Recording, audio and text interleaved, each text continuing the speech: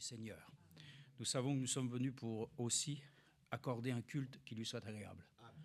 Nous ne sommes pas venus simplement pour nous satisfaire nous-mêmes. Nous voulons que le nom du Seigneur soit réellement élevé, glorifié et exalté. Donc nous sommes reconnaissants, nous sommes déjà salués, mais nous allons saluer aussi les quelques-uns qui sont en ligne avec nous. Que Dieu les bénisse. On ne va pas les voir parce qu'on n'a pas le contrôle visuel, mais Dieu, lui, il contrôle toutes choses. Il voit tout. Il est l'auditeur silencieux de toute conversation. Il voit tout, il connaît tout. Et il prend soin de bénir tous les siens. Amen. Et pour autant, c'est vrai, notre frère nous disait que bien, je dirais, des situations qui nous paraissent parfois très pénibles, qui se passent en Afrique, et qui fait que pour nous, notre petite vie souvent, voilà, que nous menons avec ces petits tracas, nous semble des fois être des montagnes, alors que beaucoup traversent de grandes et vraiment de périlleuses difficultés, mais le Seigneur est avec eux aussi. Seulement voilà, nous aussi, nous devons pouvoir ainsi prendre en compte toutes ces choses pour nous dire que nous n'avons pas à nous plaindre. Au contraire, nous n'avons qu'à nous réjouir de la grâce qui nous est faite d'avoir librement la possibilité encore de nous rencontrer, d'avoir encore ainsi des maisons, des toits, de quoi manger, de nous vêtir, de nous chauffer. Gloire à Dieu. Amen. Merci Seigneur. Ne pensez pas que ce sont des dus, c'est des grâces que Dieu nous a données. Avant de lire un passage de l'Écriture, et nous laissons rapidement la place à notre frère, vous savez que certains peuvent être abonnés à certaines revues dites messianiques ou à caractère évangélique. Moi, je suis abonné à une revue qui traite sur Israël. Et ils ont toujours l'habitude, que ce soit pour moi, pour Monique, ou en début d'année, d'envoyer toujours un petit courrier. Voilà. Et ces petits courriers, des fois, c'est ce que nous devrions avoir aussi les uns pour les autres dans l'année. Quand nous sommes des fois dans les difficultés ou tout simplement quand tout va bien. Alors j'apprécie, je le lis parce que je trouve que c'est aussi une bénédiction que le Seigneur veut aussi certainement vous accorder. Alors il est dit, cher Monsieur Noël, pourtant il nous considère comme un frère puisqu'il parle de cette manière, mais néanmoins, nous présentons tous nos meilleurs vœux en ce jour de fête qui est le vôtre, comparé à ce que le Christ vous a déjà offert. Nous vous souhaitons que la bénédiction du Seigneur retombe de manière encore plus accrue sur vous. Amen. Comme le manteau d'Élie et une part encore plus grande de la bénédiction retombèrent sur Élisée. Il n'a pas craint de demander de grandes choses en matière spirituelle, et Paul a également fait de même en priant pour les croyants en Éphésiens 3, afin qu'ils soient remplis eux-mêmes de plus en plus de la plénitude de Dieu. Amen. Puisse le Seigneur en personne vous offrir cela du Seigneur, par soi-même, afin que vous aussi, comme un apôtre Paul, puissiez découvrir ce qu'est la félicité. Or à celui qui peut faire, par la puissance qui agit en nous, infiniment au-delà de tout ce que nous demandons ou pensons, à lui soit la gloire dans l'Église et en Jésus-Christ dans toutes les générations, au siècle des siècles. Éphésiens 3:20. Amen. Gloire à Dieu. Amen. Voilà. C'est peut-être ce que nous appelons des dénominations, mais en tout cas, nous acceptons aussi de la part du Seigneur ainsi ce genre ainsi aussi de souhaits, de bénédictions. Amen. Lisons dans 2 Corinthiens, et notre frère va s'approcher pour la parole du Seigneur. Nous lisons dans 2 Corinthiens juste cette écriture très courte, mais ô combien précieuse.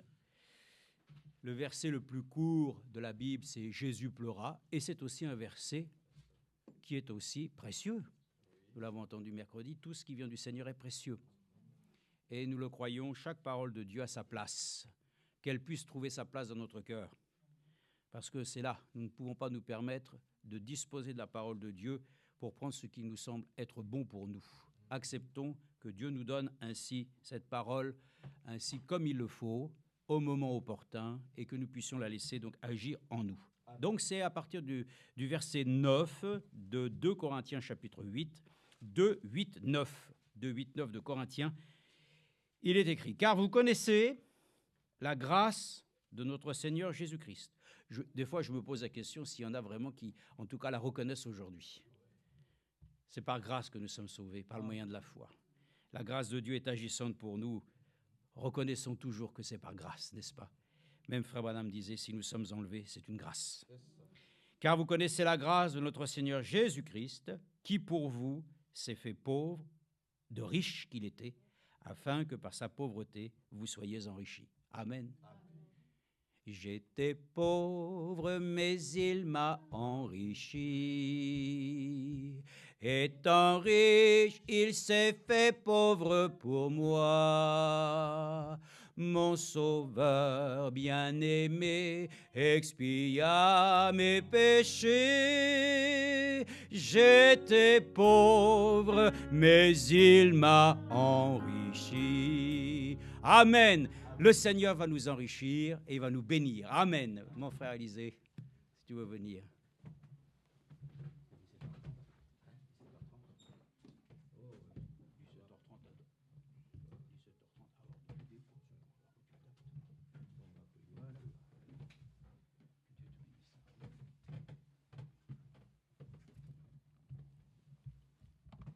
Alléluia. Nous sommes dans la joie de nous retrouver encore ensemble en ces lieux pour ces moments de communion fraternelle. Et nous sommes quelques-uns de l'Assemblée de Marseille province. Nous sommes venus pour passer un week-end avec vous pour la communion fraternelle. Il y a aussi vos frères et sœurs qui sont restés, mais qui sont connectés et qui seront connectés avec nous pour qu'ensemble nous puissions partager ces moments de communion fraternelle autour de la parole de Dieu. Pendant que j'étais assis là-bas, j'ai aussi reçu le message de notre frère Boulumba de Goma, le berger de notre assemblée de Goma, qui me demande, pendant que j'étais là, de vous transmettre ces salutations fraternelles en Jésus-Christ. Que Dieu nous bénisse tous. Nous allons gagner du temps pour parler d'un petit sujet qui est, si on a bien compris le verset que nous venons de lire, vous comprendrez que c'est ça la richesse que le Seigneur nous a donnée. Nous reviendrons sur ces versets, mais mettons-nous debout pour lire dans Matthieu. Dans Matthieu, chapitre 6.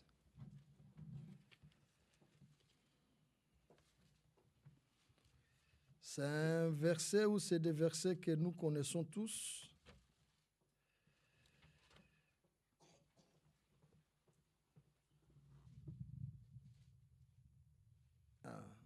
Merci.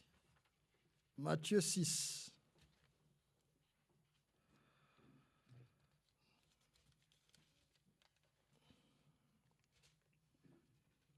Nous allons commencer notre lecture à partir du verset 9. Voici donc comment vous devez prier. Notre Père qui es aux cieux, que ton nom soit sanctifié. Que ton règne vienne, que ta volonté soit faite sur la terre comme au ciel. Amen. Donne-nous aujourd'hui notre pain quotidien. Pardonne-nous nos offenses, comme nous aussi nous pardonnons à ceux qui nous ont offensés. Ne nous induis pas en tentation, mais délivre-nous du malin. Car c'est à toi qu'appartiennent dans tous les siècles le règne, la puissance et la gloire. Amen. Amen. Vous pouvez vous asseoir et que Dieu nous bénisse tous. Le verset 14. Si vous pardonnez aux hommes leurs offenses, votre Père céleste vous pardonnera aussi. Amen. Amen. Mais si vous ne pardonnez pas aux hommes, votre Père ne vous pardonnera pas non plus vos offenses. La parole de Dieu est claire. Et le petit sujet dont nous allons parler ce week-end s'intitule « Le pardon ». Amen. les pardons. Remarquez que les Juifs adoraient, ils priaient. Ils ont été enseignés sur beaucoup de choses, sur comment demander pardon, même au temps d'avant Jésus-Christ, dans tous les temps où il fallait sacrifier pour demander pardon si on a fait quelque chose. Donc les pardons ne commencent pas avec nous. Les pardons commencent depuis le jardin d'Éden. Quand l'homme a péché, quand l'homme est tombé, Dieu a eu pitié. Et il ne pouvait pas échouer qu'à dans son plan. Avant même de l'appeler, en Dieu, Adam et Ève étaient déjà pardonnés. Amen. Amen. Avant qu'il ne l'appelle Adam, Adam, ils étaient déjà pardonnés. Mais pour que ce pardon soit une réalité, il prit un agneau, il égorgea, le sang coula, et avec la peau, vous connaissez la parole de Dieu, vous connaissez l'histoire, il est revêtu. Ainsi, il pouvait s'approcher d'eux parce que le sang avait coulé. Parce que Dieu est saint. Amen. Il ne peut pas venir là où il y a le péché. Avant de venir vers le péché, il faut d'abord qu'il y ait le pardon. Ainsi maintenant, il pouvait s'avancer avec la peau parce que le sang avait déjà coulé et il pouvait maintenant leur faire comme un bon tailleur des habits. Amen. Là maintenant, il pouvait parler, il pouvait leur donner des promesses jusqu'à ce que, vous connaissez tout de suite, on ne revient pas là-dessus. Maintenant, avant que le Seigneur ne commence au ministère, ses disciples lui dirent, mais Jean a enseigné à ses disciples comment il faut prier. Parce qu'ils savaient déjà que ce n'est pas la prière qu'ils sont en communion avec Dieu, qu'ils pouvaient parler à Dieu et que Dieu peut aussi les répondre, les écouter et répondre.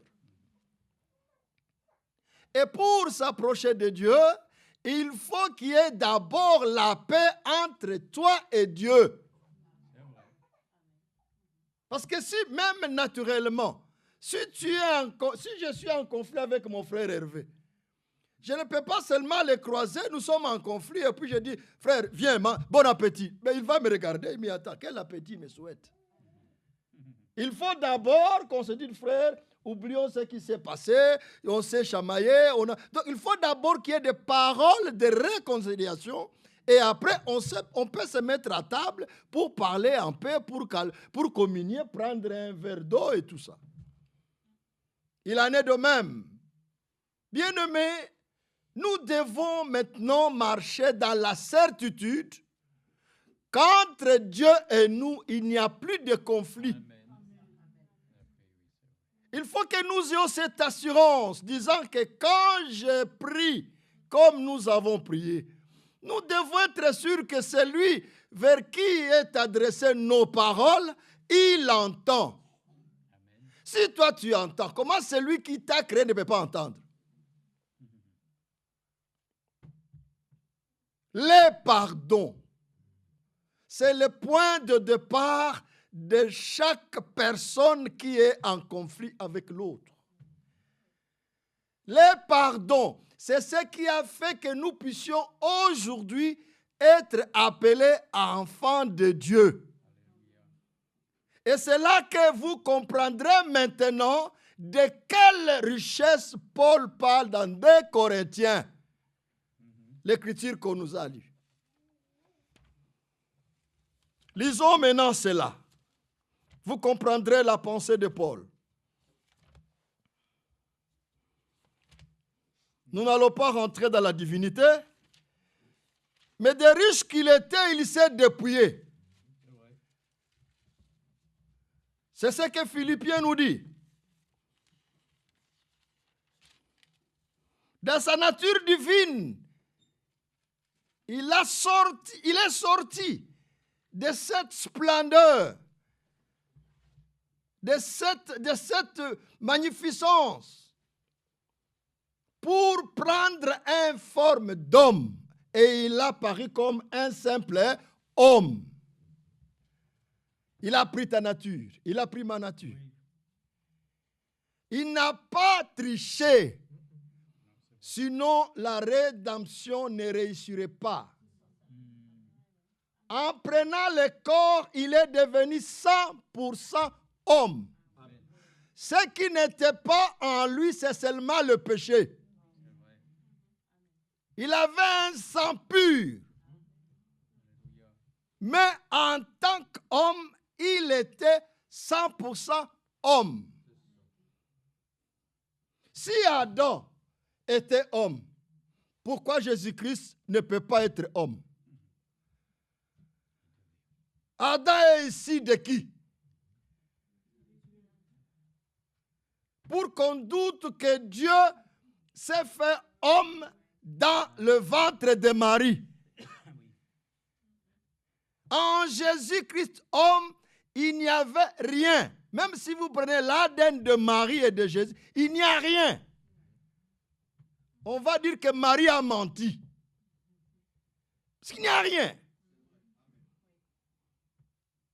Parce que s'il avait même quelques poussières d'ADN de Marie, on ne serait pas sauvé.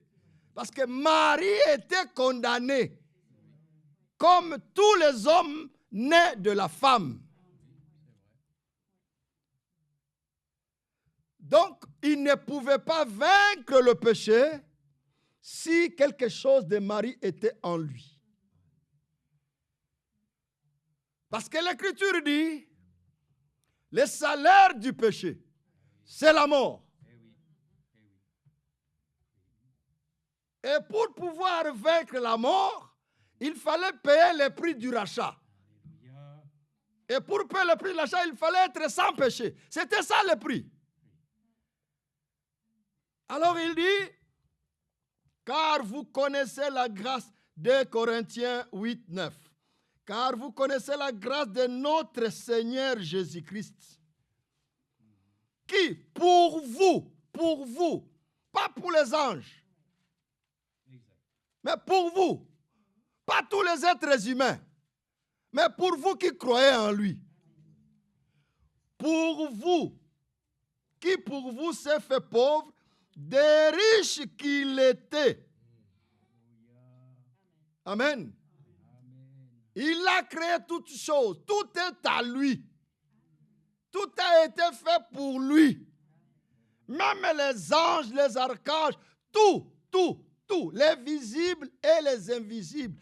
Personne ne peut compter la richesse de notre Seigneur. Personne. Mais à cause de toi, il a fallu d'abord qu'il abandonne tout, qu'il renonce à tout pour prendre ta place, toi qui étais pauvre. Afin que tu viennes maintenant à entrer en possession de sa richesse. Je ne sais pas si vous êtes en train de considérer les temps dans lesquels nous vivons. Généralement,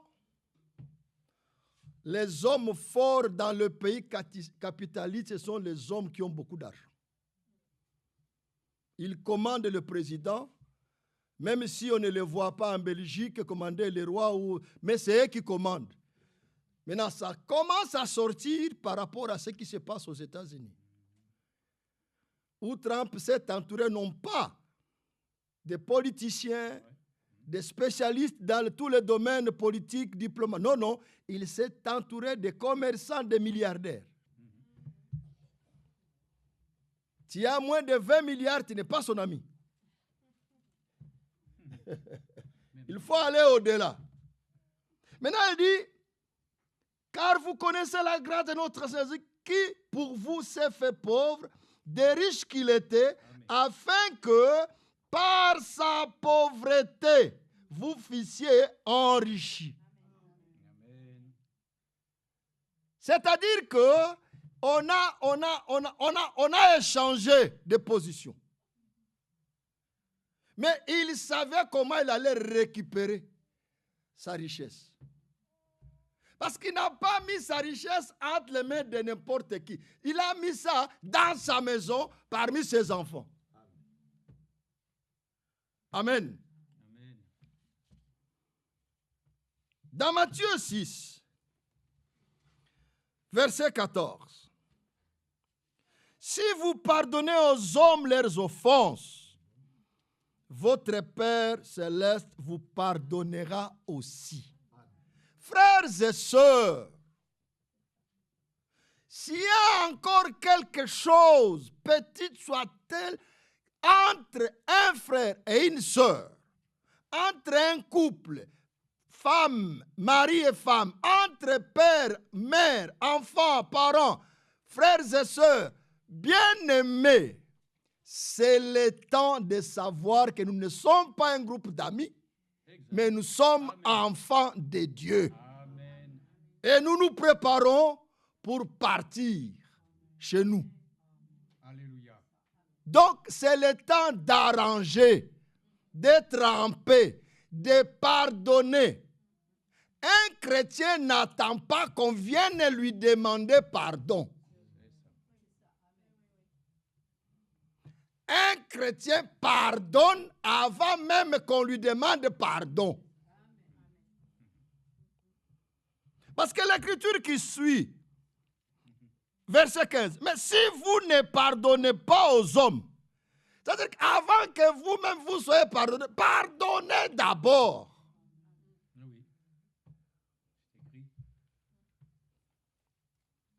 Tu vas demander pardonne-moi, pardonne-moi, mais est-ce que toi tu as déjà pardonné? N'as-tu pas un problème avec quelqu'un? Même s'il est loin, tu ne sais pas les jouer, tu ne sais pas. Mais Dieu qui sonde ton cœur, même par des soupirs, fais comme Étienne, fais comme Jésus. Père, pardonne. Il ne sait pas ce qu'il fait. Père, pardonne. Et quand la personne va te croiser un jour, ton sourire envers lui va le rassurer. Ah, il m'a déjà pardonné.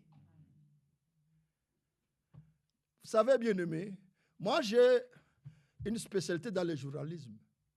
L'expression parle sans parole. Oui. Quelqu'un te regarde, tu peux discerner qu'est-ce qu'il pense, qu'est-ce qu'il dit.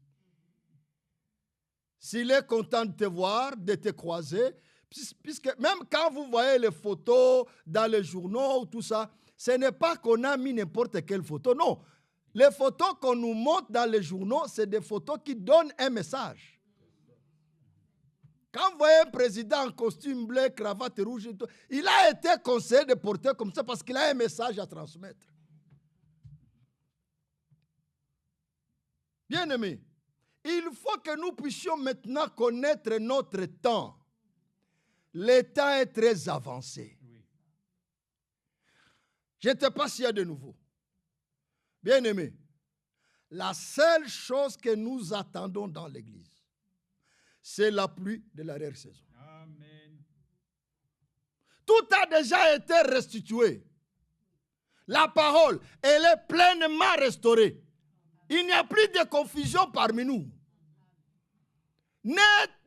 Celui qui a causé la confusion, il est, excusez-moi, c'est un têtu. Quel est le sujet qui n'a pas été enseigné? Frère Manassé, quel est le sujet que les hommes de Dieu n'ont pas enseigné? Avec plus de 1500 prédications de frère Branham, plus de 3000 de frère Franck, vous voulez encore être enseigné par qui, par quoi?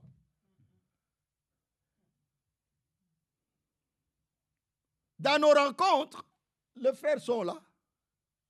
Nos rencontres, ce n'est pas pour venir débattre sur des sujets bibliques. C'est pourquoi nous nous appelons nos rencontres de communion fraternelle.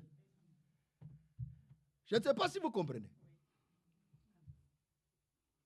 Parce qu'on ne peut commencer à faire des conventions ou à débattre que quand il y a un sujet sur lequel on ne s'attend pas. Ce n'est pas que l'un vient enseigner l'autre. Parce que l'enseignement a déjà été donné. Nous parlons tous les prédicateurs, tous les ministres, tous les pasteurs des assemblées. Et eux-mêmes me disent, nous avons reçu la parole révélée. Maintenant, si c'est révélé, tu vas encore m'enseigner quoi? Et nous lirons avec vous. Nous lirons. Prenons Marc 11. Verset 25. Un couple qui peut faire 6 mois sans se pardonner. L'un attend l'autre, l'autre attend l'autre. Et vous êtes dans la même maison, dans la même chambre. Personne ne veut s'humilier. Je ne vous demande pas d'aller... Ça aussi, il faut que ce soit clair.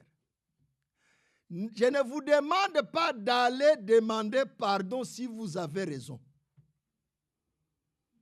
Je ne sais pas si vous comprenez. Si vous avez raison et que vous êtes en conflit parce que vous ne vous êtes pas compris, quand tu demandes pardon, ce n'est pas que tu donnes raison à l'autre. Sinon, ça sera hypocrite. Mais c'est pour que tu sois en paix. Je ne sais pas si vous comprenez la différence. Moi, je pardonne pour être en paix avec la personne et avec moi-même et avec mon Dieu. Mais si je dis que ça, c'est une bouteille en plastique, et lui, il dit, c'est une bouteille en verre. Et puis, bon, pardonne-moi, tu as raison. Non, là, c'est faux. Je lui laisse dans sa révélation que ça, c'est une bouteille en verre. Mais comme on ne s'était pas bien compris, bon, pardonne-moi. Hein. Bon, mettons ça de côté. C'est tout, pardonne. C'est tout. Mais comme toi, tu es sincère, si la personne est aussi sincère, elle peut chercher à comprendre, à faire des recherches. Maintenant, est-ce que c'est quand il m'a demandé pardon, pourtant on s'est disputé, est-ce que réellement c'est verre ou c'est plastique? Il va chercher à savoir. Et quand il trouve, j'avais tort, mais tu as déjà pardonné. Imaginez la joie de la personne. Nous avions, j'étais membre, bon, on ne m'a pas chassé, je me suis retiré, d'un réseau international où on parlait il y avait un programme, il y en a encore, l'agenda pour la réconciliation.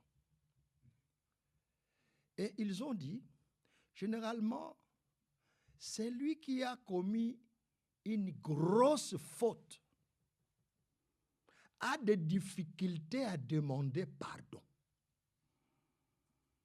À supposer que l'autre a 90% de responsabilité dans ce qui est arrivé,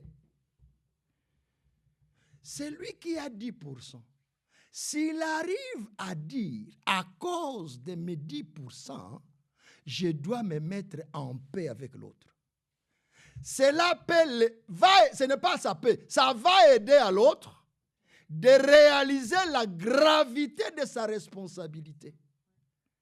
Et tu lui donnes l'ouverture pour maintenant vous réconcilier. Et il nous a fait voir que dans tous les conflits, il a toujours été difficile au coupable de reconnaître son tort. Et l'homme fondateur de ces réseaux, c'était après la guerre mondiale, avant même la guerre mondiale, la Deuxième Guerre mondiale. C'était un pasteur américain. Il a créé ça en 1938 à Oxford, en Angleterre.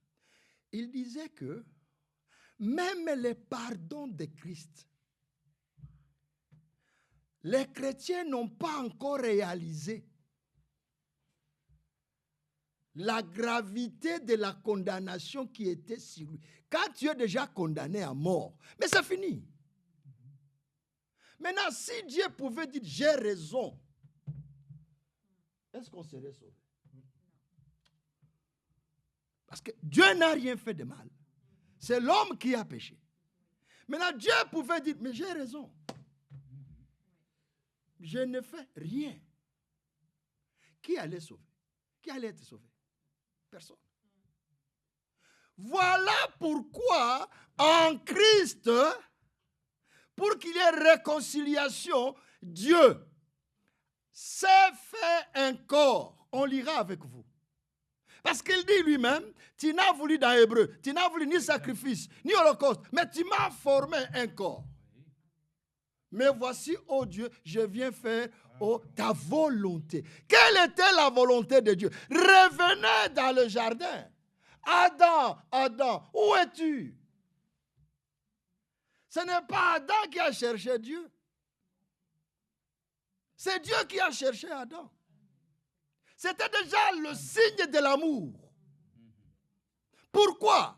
Parce que l'Écriture dit, et Dieu créa l'homme à son image.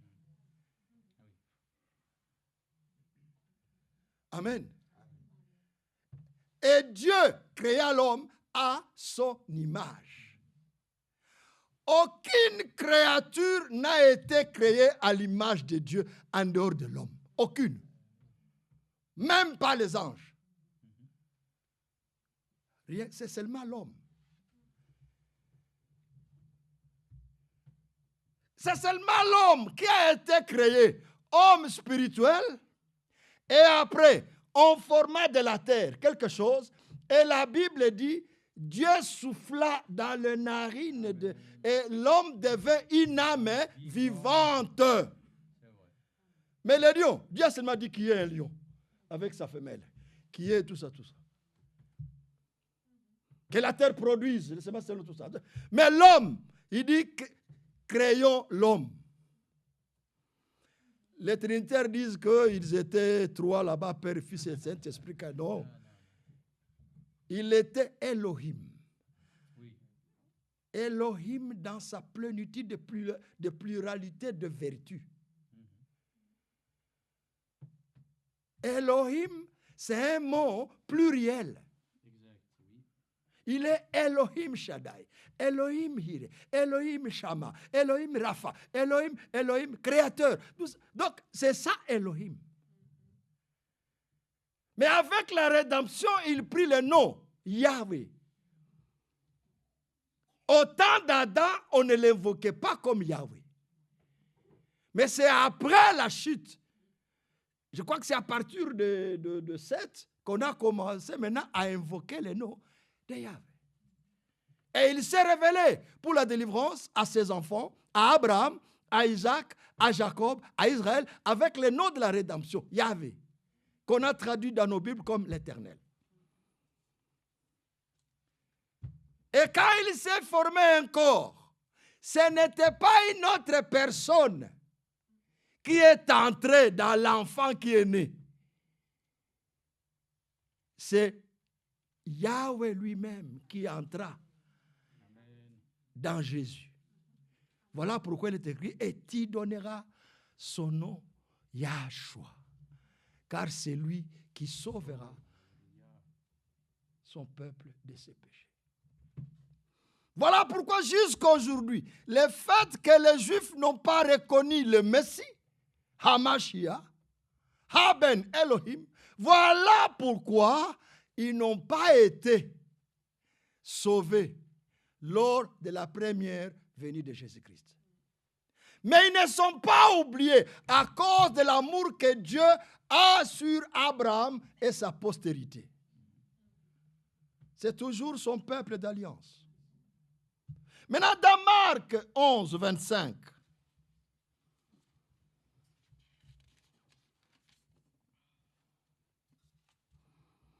Et lorsque vous êtes debout faisant votre prière, si vous avez quelque chose contre quelqu'un, frère, n'allez pas seulement tu pries, tu as un problème avec quelqu'un. Tu t'adresses à qui? À ton grand-père ou à qui? Ou à ton marabout? Ou à ton féticheur? Pour calmer ta conscience. Un chrétien, avant de prier, il doit sonder son cœur. Lorsque vous êtes debout faisant vous prier, si vous avez quelque chose contre quelqu'un, pardonnez, afin que votre Père qui est dans les cieux vous pardonne aussi vos offenses. Mais si vous ne pardonnez pas, votre Père qui est dans les cieux ne vous pardonnera pas non plus vos offenses.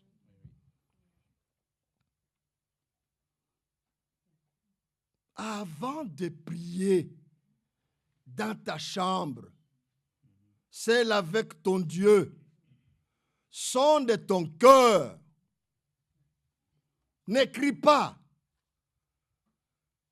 Ne sois pas pharisien, mais sois croyant. Craignons Dieu. Si ta conscience, si ton cœur, si le Saint-Esprit en toi comme enfant de Dieu te rappelle que tu as quelque chose contre quelqu'un, pardonne. Je sais que ce n'est pas facile. Ce n'est pas évident. Mais celui qui veut, il peut, par la grâce de Dieu. C'est facile d'oublier, mais demande à Dieu de te venir en aide. Mais toi, sois sincère devant Dieu. Seigneur, je pardonne à ma soeur. Amen. Seigneur, je pardonne à ma femme. Je pardonne à mon mari. Je pardonne à mon enfant. Je pardonne à mon voisin. Je pardonne à mon chef au travail. Il m'a grondé pour rien. Je pardonne. Seigneur, aide-moi pour que je sois en paix dans moi. Maintenant, Seigneur, merci pour la journée que tu m'as donnée. Veille sur moi, que ton ange campe pour moi, car tu as dit que l'ange, l'Éternel, campe autour de ceux qui le craignent. Déjà, la crainte de ton nom en moi m'a fait comprendre que je ne devais pas garder rancune ou la colère, car le soleil était déjà parti. Pardonne-moi, car j'ai aussi pardonné. Aide-moi à oublier.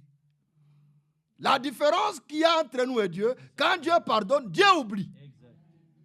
Mais toi, tu m'as pardonné. 6 mois après, tu te rappelles de ce que toi-même tu m'as pardonné.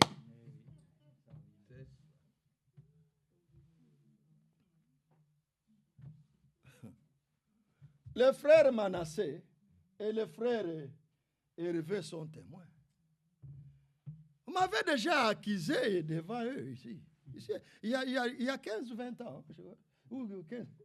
Nous étions ici avec... On a commencé à parler. Quand ils ont vérifié la chose, ils ont dit, le frère Élisée n'a rien fait de mal. Mais on m'avait déjà lapidé pour quelque chose dont je n'étais pas responsable. Et il y a d'autres choses. Mais comment un chrétien peut garder rancune? Comment un chrétien peut ne pas souffrir quelques injustices? C'est ce qui est écrit. Pourquoi ne souffrez-vous pas quelques injustices? Pourquoi vous ne vous laissez pas dépouiller? Même si quelqu'un ne veut pas te payer, mais pardonne. Tu lui as donné avec amour, il ne veut pas te rembourser. Toi, sois en paix. S'il ne te paye pas, si tu pardonnes, Dieu peut te donner fois 20. Il est riche. Si la personne ne veut pas te rembourser, si la personne, tu lui as même prêté, Il ne rembourse pas. Il ne remet pas. Bon. Ou il te remet quelque chose qui n'a plus de valeur. Tu peux lui dire, bon, mon frère, garde, c'est pas grave, garde. La chose principale aujourd'hui, c'est de se préparer en vue de l'enlèvement. Amen. Colossiens 3. Vous comprendrez cette richesse. Colossiens 3. Comme je vous ai dit, c'est un petit sujet qu'on va méditer ensemble aujourd'hui et demain par la grâce de Dieu. Colossiens, chapitre 3. Nous commençons à partir du verset 12.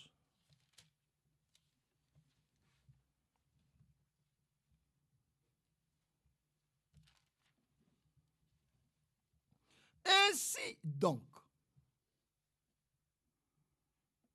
comme des élus de Dieu. Oh, moi je suis un élu. Nous sommes l'assemblée des élus, l'assemblée des premiers-nés. C'est bien. On ne refuse pas. Maintenant, écoutons. Ainsi donc, comme des élus de Dieu, écoutez, saints et bien-aimés, revêtez-vous d'entrailles de miséricorde, de bonté, d'humilité, de douceur, de patience. C'est pas fini. Supportez-vous les uns les autres. Et si l'un a sujet de se plaindre de l'autre, pardonnez-vous réciproquement. De même que Christ vous a pardonné, pardonnez-vous aussi. Amen. Frères et sœurs, nous ne sommes pas dans n'importe quel royaume. Nous sommes dans le royaume de Dieu. Nous sommes des sujets de Dieu. Nous sommes dans la maison de Dieu. Nous sommes enfants de Dieu. Amen. Il n'est pas seulement notre Dieu, il est aussi notre Père. Alléluia. Beaucoup l'invoquent, mais il n'entend pas tout le monde. Et il ne répond pas à tout le monde. Mais à toi, même par tes soupirs, tu le bouges là où il est. Quel que soit ton état, du moment où tu es en Christ,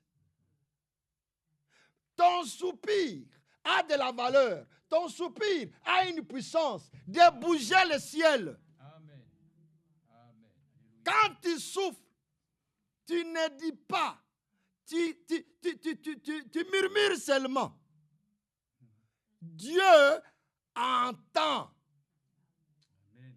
Tes soupirs s'expriment avec des paroles. Maintenant, si tu te fâches contre la personne qui te fait du mal, imaginez la réaction de ton père.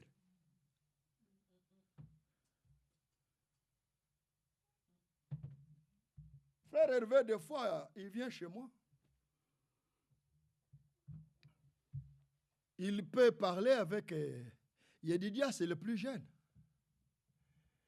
Mais si je sors, je rentre dans la chambre, je reviens au salon, j'attends.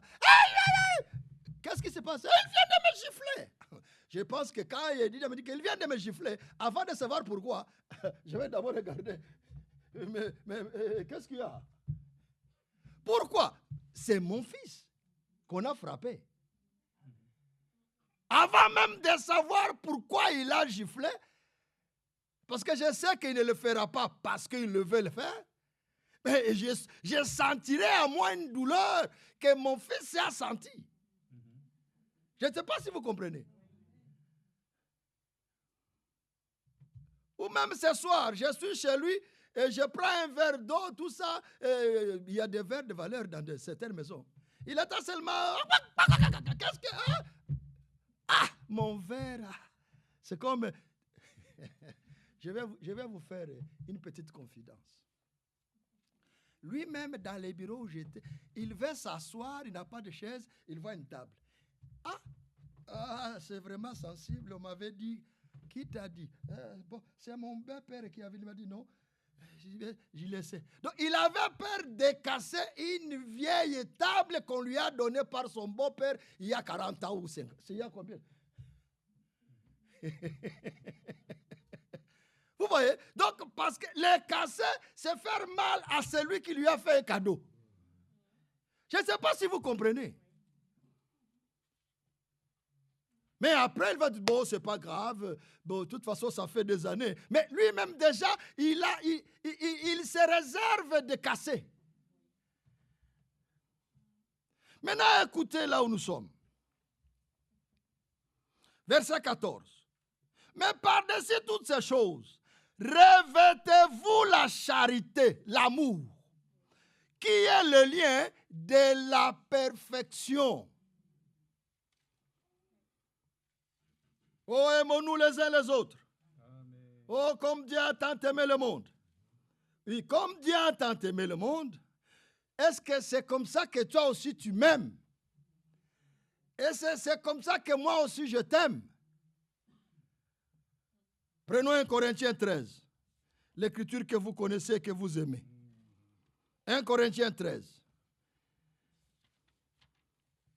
Oh, j'aime mon fils, j'aime ma fille, j'aime ma femme, j'aime... Non, non. Là, c'est parce qu'il n'a pas encore rien fait.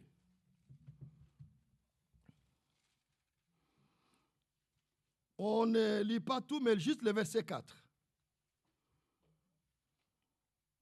L'amour est patient. Donc, celui qui aime doit patienter l'autre. Excusez-moi. L'amour est patient.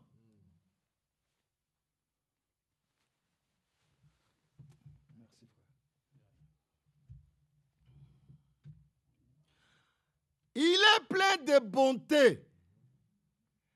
Nous lisons avec vous. Car sa bonté et sa miséricorde dira toujours.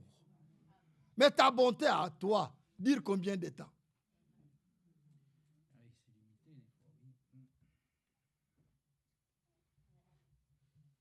L'amour n'est point envieux. Ton frère est béni dans son travail, tu deviens jaloux.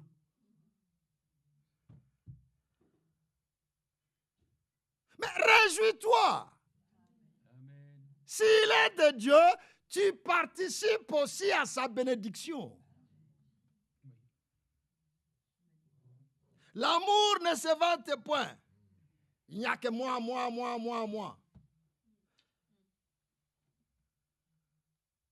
Ne s'enfle point d'orgueil. Il ne fait rien de malhonnête.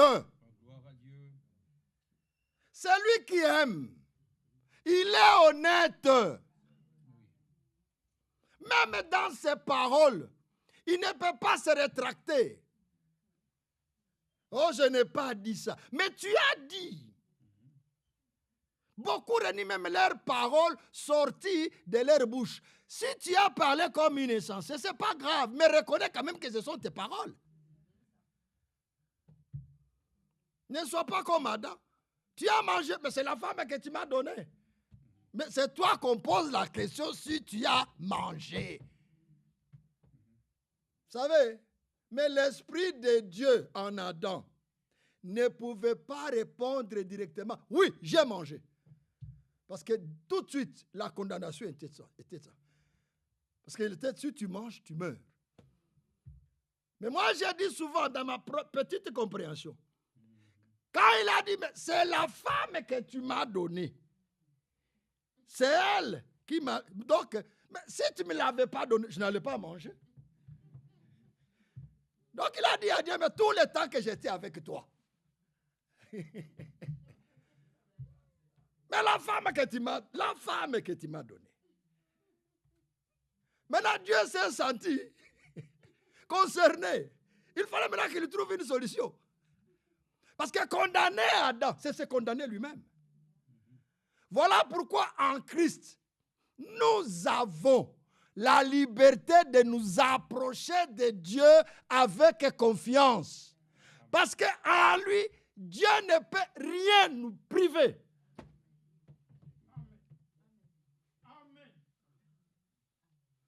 Amen.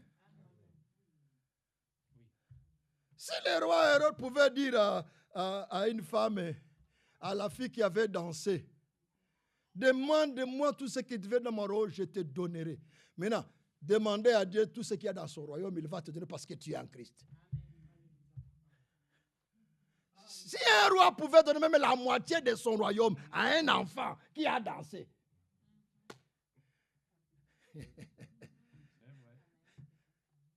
mais toi, on ne te demande pas de danser. Non. On te demande tout simplement de reconnaître que Dieu, en Christ, s'est réconcilié avec toi. Amen. Et tu as tout pleinement en lui. Amen. Parce qu'il t'a pardonné. Amen. Et Paul dit dans Romains 5, étant donc justifiés par la foi en Jésus-Christ, nous avons la paix avec Dieu. Amen. Frère, tu es ami de Dieu. Dans le vrai sens du mot amitié, nous sommes amis de Dieu. Nous venons de lire avec vous dans Colossiens. Élus de Dieu, saints et bien-aimés. Même quand je t'écris bien-aimé frère Yann, crois que tu es mon bien-aimé, je ne te flatte pas. Je ne te flatte pas. Bien-aimé, nous sommes réellement... Vous savez, moi je ne suis pas français. Oui, des papiers, oui, mais pas comme lui.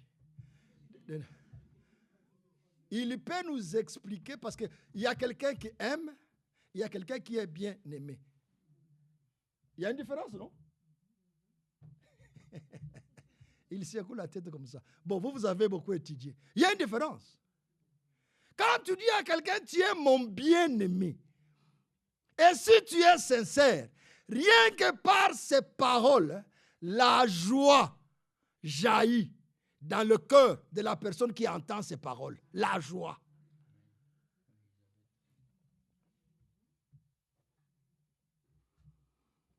Verset 5. L'amour ne fait rien de malhonnête.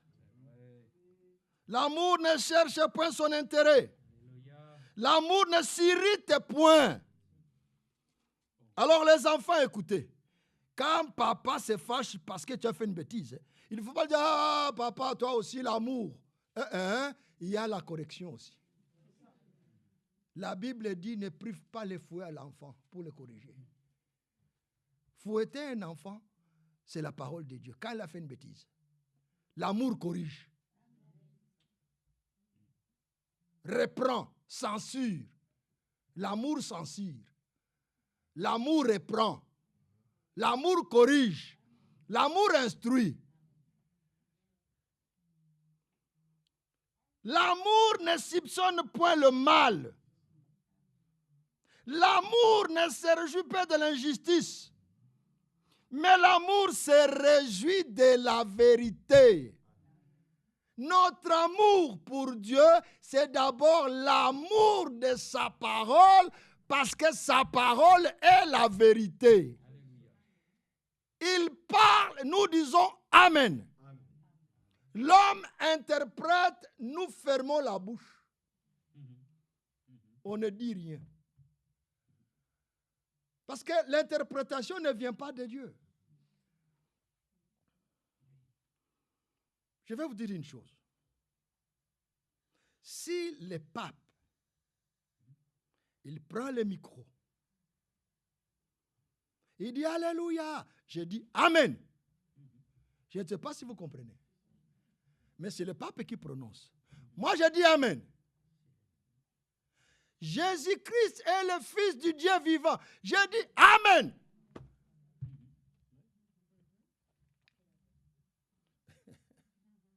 Jésus-Christ, la deuxième personne en Dieu. Non! C'est ça la différence. Marie, mère de Dieu. Non! Marie, mère de Jésus. Oui. Je ne sais pas si vous comprenez la différence. Parce que Marie enfanta Jésus. Dans cet acte, elle fut appelée mère. Mais elle n'est pas la mère de Dieu. Dieu n'est pas sorti dans Marie. Mais Jésus est sorti. Amen. Conçu par le Saint-Esprit. Naissant, l'Esprit vint sur lui, entra en lui. Toute la plénitude était dans cet enfant quand il est sorti. Voilà pourquoi les anges maintenant pouvaient annoncer la bonne nouvelle aux bergers. Il vous est né aujourd'hui dans la cité de David un sauveur. C'est lui qu'on appelle le Christ, c'est-à-dire Hamashia. Et c'est cette appellation-là qui amena un conflit et la jalousie avec les principaux sacrificateurs et avec les Juifs. Parce que Hamashia, c'est loin de l'Éternel, le Messie. Mais quand il s'est révélé à la femme samaritaine, regardez le pardon de Dieu. Quand Dieu pardonne, Dieu n'est pas un accusateur, parce que quand tu accuses, il y a le jugement qui doit venir. Femme, donne-moi à boire. Qu'est-ce qu'il y a entre vous et moi et nous? Vous vous dites qu'il faut aller là-bas. Et nous, nous disons, il lui a dit, l'air vient. Ce ne sera plus sur la montagne. On verra ça demain si on a le temps. Même les lieux de rassemblement ne doivent pas se faire n'importe où. Dans notre temps, l'enseignement nous a été donné, même les réunions de maison, c'est biblique. Mais si vous êtes membre d'une assemblée que vous voulez vous rencontrer pour méditer et prier ensemble, informez les anciens de l'Église. C'est ça l'ordre. Gagnons du temps.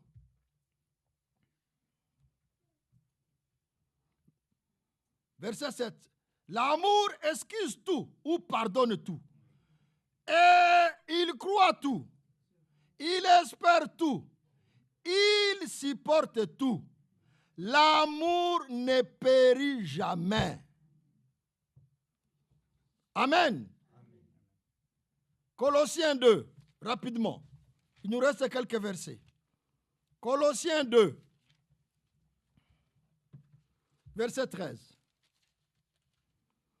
Vous qui étiez morts par vos offenses et par les circoncisions de votre chair, il vous a rendu à la vie avec lui. Écoutez très bien. En nous faisant grâce pour toutes nos offenses. Amen. Tu n'es plus redevable à Dieu. Il n'y a plus rien qui est contraire, qui peut t'éloigner de rien. Il a fait grâce pour toutes tes offenses. Maintenant, écoutez encore très bien. Il a effacé. Ce n'est pas un ange, ce n'est pas un prophète, ce n'est pas un pasteur, mais Dieu, par Jésus-Christ. Il a effacé l'acte dont les ordonnances nous condamnaient et qui subsistait contre nous. Il a détruit en les clouant à la croix.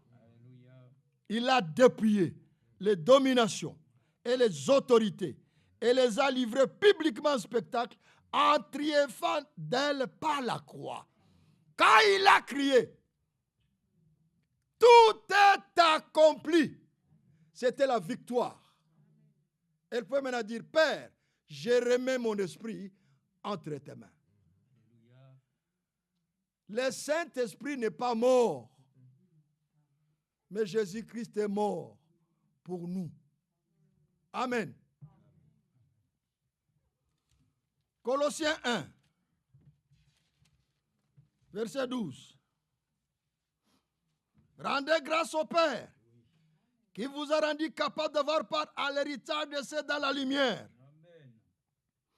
Qui nous a délivrés de la puissance des ténèbres et nous a transportés dans le royaume du Fils de son amour. Dieu a tant aimé le monde qu'il a donné son Fils, afin que quiconque croit en lui ne périsse point, mais qu'il ait la vie éternelle. C'est le Fils de son amour, un grand amour. Voilà pourquoi 1 Jean 3 dit, voyez quel amour Dieu nous a témoigné pour que nous soyons appelés enfants de Dieu. Et nous les sommes. Amen. En qui nous avons la rédemption, la rémission de péché. Oh là là, le temps avance. Prenons encore Hébreux 9. Hébreux chapitre 9. Écoutez très bien.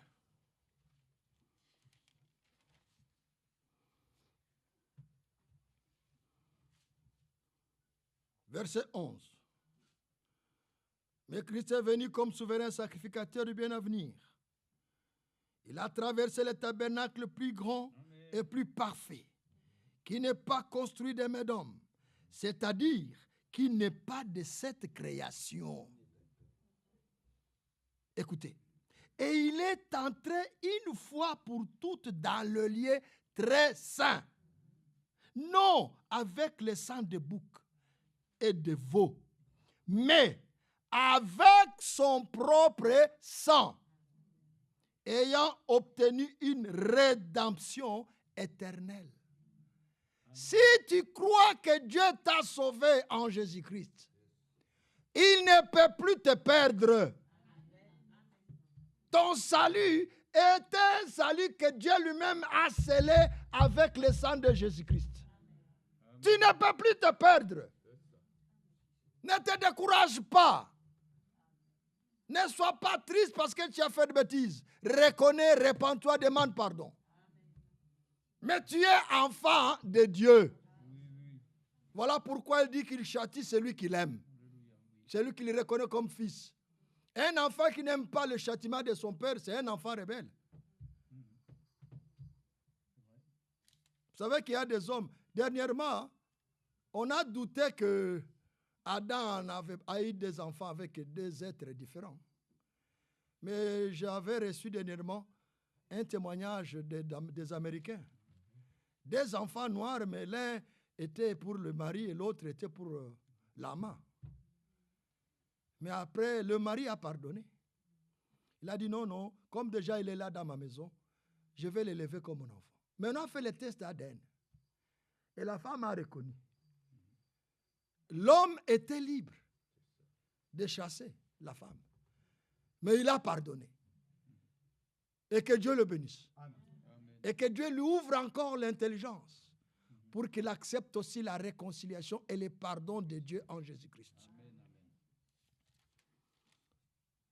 Il dit, verset 12, et il est entré une fois pour toutes dans le lieu très saint, non avec le sang de bouc et de veau, mais avec son propre sang, ayant obtenu une rédemption éternelle.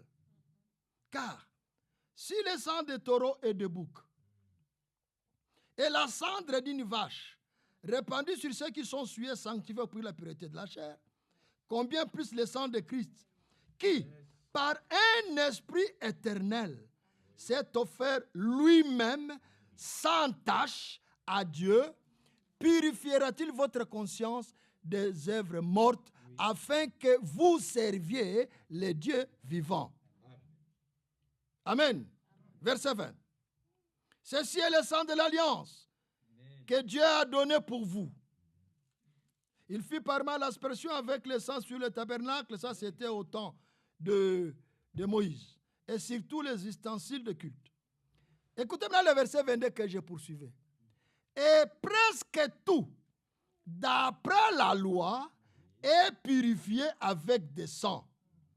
Et sans effusion de sang, il n'y a pas de pardon. Tout celui qui ne croit pas que le sang de Christ a été versé, a été offert pour faire expiation de nos péchés, cette personne qui aime Dieu, qui adore Dieu, qui l'appelle Allah, qui l'appelle Shiva, qui l'appelle je ne sais pas quoi, cette personne-là n'a pas la vie éternelle. Il n'est pas sauvé. Aimer Dieu, c'est aimer ce qu'il fait, ce qu'il dit. Hébreux 10, verset 14. Car par une seule offrande, pas deux, pas trois. Frère, quand vous amenez les offrandes, c'est pour rendre grâce à Dieu. Quand vous amenez les dîmes, ce n'est pas pour payer les dettes que vous aviez péchées, non. C'est la part de Dieu que vous reconnaissez, que vous amenez à Dieu. Il dit, par une seule offrande, il a amené à la perfection pour toujours ceux qui sont sanctifiés. C'est ce que le Saint-Esprit nous atteste aussi, car après avoir dit, voici l'alliance que je ferai avec eux. Après ce jour-là, dit le Seigneur, je mettrai mes lois dans leur cœur. Je les écrirai dans leur esprit. Il ajoute, et je ne me souviendrai plus de leurs péchés, ni de leurs iniquités. Or, là où il y a le pardon de péché, il n'y a plus d'offrande pour les péchés. Amen. Là où il y a pardon de péché, il n'y a plus d'offrande pour les péchés. Mettons-nous debout et lisons le dernier verset. Le verset 19. Ainsi donc, frères, puisque nous avons, au moyen du sang de Jésus, une libre entrée dans le sanctuaire, par la route nouvelle et vivante qu'il a inaugurée pour nous au travers du voile, c'est-à-dire de sa chair. Et puisque nous avons un souverain sacrificateur établi sur la maison de Dieu, maintenant écoutez, parce que nous allons nous adresser à lui, approchons-nous avec un cœur sincère, dans la plénitude de la foi, les cœurs purifiés d'une mauvaise conscience et les corps lavés d'une eau pure. Que Dieu vous bénisse et qu'il soit avec nous tous. Prions tous ensemble et je laisse...